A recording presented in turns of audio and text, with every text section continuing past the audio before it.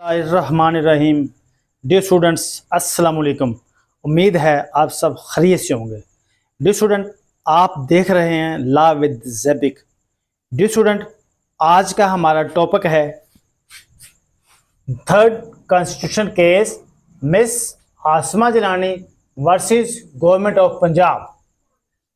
Dear student, ये reported case है PLD 1972, supreme court 139 page 157। Dear student, on 21st March 1969, Yahya Khan imposed martial law and became the chief martial law administrator and abrogated of 1962 constitution. Provincial and national assemblies were dissolved and passed the order removal of Dowd Order 1969।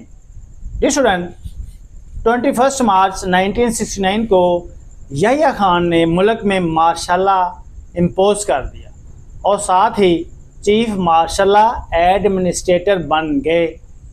फिर क्या किया? 1962 constitution of Pakistan को abrogate कर दिया और provincial and national assemblies भी dissolve कर दी और साथ ही एक आर्डर पास किया, रिमूवल ऑफ डाउट्स आर्डर 1969। अब इसके बाद क्या हुआ? अकॉर्डिंग टू दिस आर्डर, यानी कि रिमूवल ऑफ डाउट्स आर्डर 1969 जब जारी हुआ तो इस आर्डर के मुताबिक क्या अहकामात जारी किए? ये आर्डर क्या कहता है, आगे देखते हैं जी student. According to this order reduce the powers of courts that courts cannot interfere in the action orders of chief of army staff military, that all the courts were barred from hearing the cases which would be challenged any order issued by martial law administrator। Student, इस order के तहत यानी removal of doubts order 1969, इस order के तहत reduce कर दिया powers को, यानी कि कोर्ट्स की जो अख्तियारात के उसको कम कर दिया और साथ कोर्ट्स की मुदाखलत को जो है ना, वो कोर्ट की मुदाखलत को है उसको मना कर दिया कोर्ट्स को कि कोर्ट्स किसी भी ऐसे आर्डर या ऐसे अहकामात जो चीफ ऑफ आर्मी स्टाफ या मिलिट्री की तरफ से जारी किए जाएंगे उनमें कोर्ट किसी किस्म की इंटरफेयर मुदाखलत नहीं कर सकती और साथ ही साथ कोर्ट्स पर बार लगा दी, कोर्ट्स पर रिस्ट्रिक्शन लगा दी कि किसी ऐसे केस को कोर्ट नहीं सुनेगी जो चीफ मार्शल लॉ एडमिनिस्ट्रेटर के आर्डर को चैलेंज करे। अब इसके बाद क्या हुआ? Malik Altaf Gohar and Malik Ghulam Jilani were detained under martial law regulation number 78 of 1971। Dear student, court पर कदगन लगा दी। इसके बाद मलक अल्ताफ गोहर और मलक गुलाम जिलानी को डिटेन कर दिया, गिरफ्तार कर लिया, अपने पास रख लिया under martial law regulation number 78 के मुताबिक। इसके बाद क्या हुआ? Filed writ petition 2 by writ petition were filed under 98 article 98 of 1962। First writ petition was filed in Lahore High Court by Asma Jilani for release of her father Ghulam Jilani। Second writ petition was filed in Sindh Balochistan High Court by Zarina Gohar for release of her husband। जी student, दो किस्म की rate petition दायर की गई under article 98 of 1962 के मुताबिक। Number 1, आसमा जिलानी ने अपने वालिद की रिहाई के लिए writ petition Lahore high court में दायर की, जबकि second writ petition Zarina Gohar ने अपने वालिद अल्ताफ़ गौहर के लिए सिंध बलूचिस्तान में रिट पिटीशन दायर की अपने हस्बैंड की रिहाई के लिए। इसके बाद क्या हुआ? Decision by the high court. High court ने इस जब दोनों रिट पिटीशन दायर हो गई हाई कोर्ट में, एक लाहौर हाई कोर्ट में, दूसरी सिंध बलूचिस्तान हाई कोर्ट में, इसके बाद हाई कोर्ट ने क्या फैसला दिया?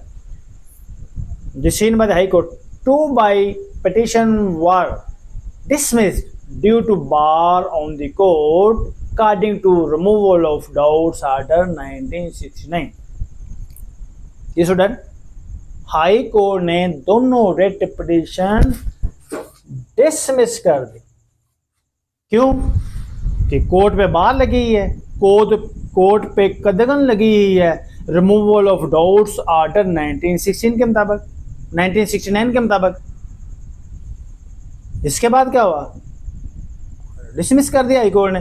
तो डिसऑर्डर, इसके बाद decision of high court challenged in supreme court by Asma Jilani. Student, इसके बाद आसमा जिलानी ने हाई कोर्ट के ऑर्डर को चैलेंज कर दिया सुप्रीम कोर्ट के अंदर। सुप्रीम कोर्ट ने अब क्या डिसीजन दिया है, देखते हैं सुप्रीम कोर्ट ने क्या डिसीजन दिया। Decision by the supreme court, the student, the decent and brilliant judgement given by the Chief Justice Hamoud Rahman। The student, brilliant, शानदार, उम्दा किस्म की जजमेंट दी, दलेराना किस्म की जजमेंट दी चीफ जस्टिस हमूद रहमान ने।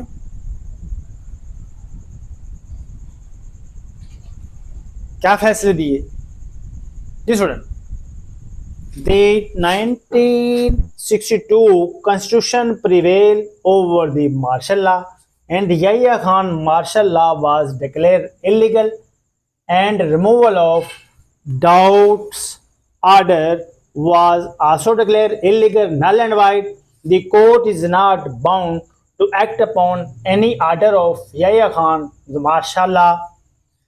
The detention of Malik Ghulam Jalani and Malik Altaf Gohar were declared illegal and issue order for release. The Kelsen theory is not unanimously accepted. The judges of superior courts, their own jurisdiction, the judges use their own powers.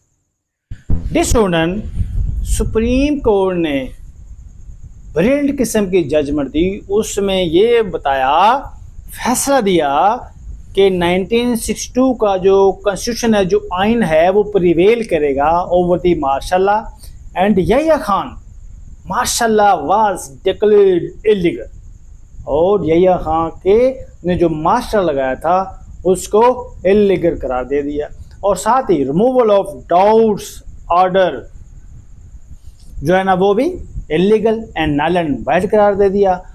और court बताया कि court bound नहीं है किसी भी chief martial law के हुक्म पर अमल करने के लिए, कोर्ट बाउंड नहीं है। फिर क्या हुआ? साथ ही मलिक गुलाम जिलानी और मलिक अल्ताफ़ गौहर की जो डिटेंशन थी उसको इलीगल करार दे दिया, और साथ ही रिलीज़ के ऑर्डर इशू कर दिए, ऑर्डर इशू हो गए। The Kelsen theory is not universally accepted। उसे ये बताया कि स्टेट वर्सेस 200 केस में जो कैल्सन थ्योरी पे सहारा लिया गया था, कैल्सन थ्योरी का सहारा लेकर जो है ना वो मार्शल लॉ को वैलिडेट किया गया, तो उन्होंने कहा जी Kelsen theory is not universally accepted, ये बिल्कुल जो है ना यूनिवर्सली एक्सेप्टेड नहीं है। The judges of superior courts, their own jurisdiction, the judges used their own powers। बताया कि जजेस के अपने अख्तियारात हैं, वो अपने अख्तियारात को इस्तेमाल करते हुए वो अपने फैसले खुद करेंगे। जी स्टूडेंट, इसमें चीफ जस्टिस हमूदुर्रहमान और नंबर ऑफ जजेस 5, यानी कि इसमें एक चीफ जस्टिस और 4 जजेस शामिल थे। टोटल नंबर ऑफ जजेस 5। डियर स्टूडेंट, ये लेक्चर आपने सुना, उम्मीद है ये लेक्चर आपके लिए बड़ा इंफॉर्मेटिव रहा होगा। और आइंदा ऐसे लेक्चर देखने के लिए मेरी वीडियोस को ज़्यादा से ज़्यादा लाइक करें, शेयर करें, सब्सक्राइब करें और बेल आइकन बटन को प्रेस करें ताकि हर आने वाली ऐसी इंफॉर्मेटिव वीडियो आपको मिल सके। खुदा हाफिज़।